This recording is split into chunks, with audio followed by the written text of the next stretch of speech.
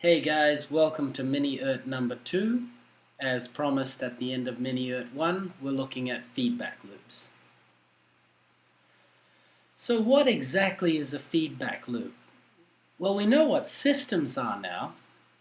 Imagine we have two systems that are interconnected, meaning that the output of system number 1 is the input for system number 2. But the output for the second system affects the input to the first. Hey Andy, you should give these guys an example.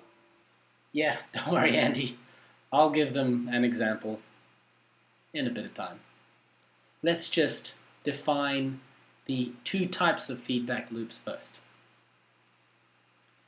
To begin with, we have negative feedback loops. These are the friendly ones. The output from system number 2 has the effect of reducing the input to system number 1.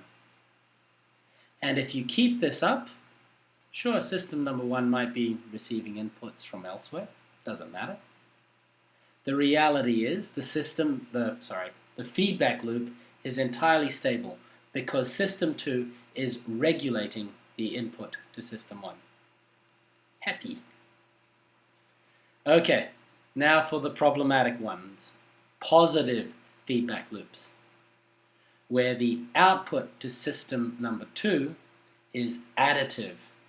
It increases the inputs to system number 1.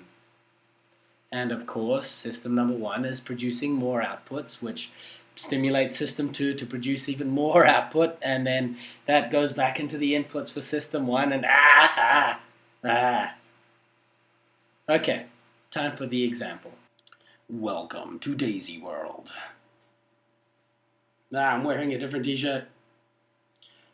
Okay, Daisy World is a hypothetical planet on which two types of flowers grow. The first type is a yellow daisy that thrives in higher temperatures and reflects any incoming thermal radiation back into space. There are also purple daisies that absorb any incoming radiation and thrive in cooler temperatures.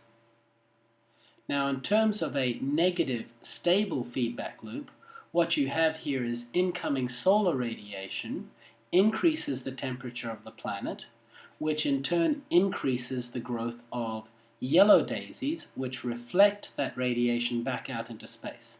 And ultimately, the planet reaches thermal equilibrium. Pretty cool.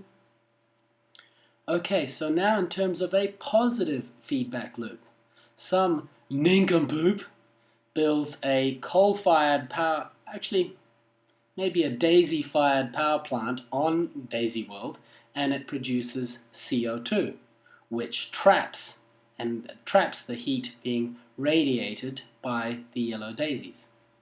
Now, as a consequence of the trapping of the heat, so in comes the solar radiation reflected by the yellow daisies into the atmosphere and then sent back down by the CO2, by the carbon dioxide, and retains that heat, which increases the temperature of the planet, which increases the growth of yellow daisies, which in turn reflect more light.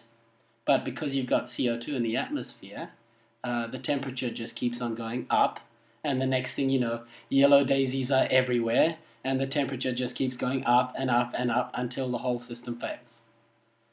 Alright, I hope that was a fairly simple introduction to feedback loops. Real systems are far more complicated.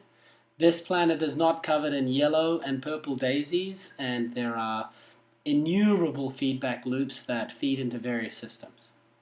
The next mini URT is going to be looking at data analysis, but if you have a particular topic you want to look at, I am amenable to change. Alright guys, spot you next time.